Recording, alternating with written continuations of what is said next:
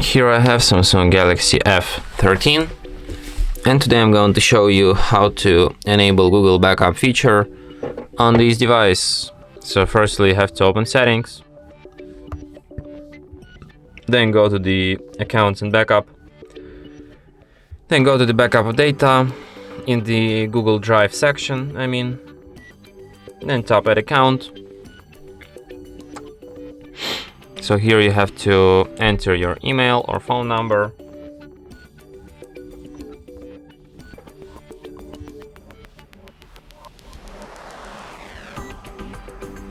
Tap Next. Then you have to enter your password.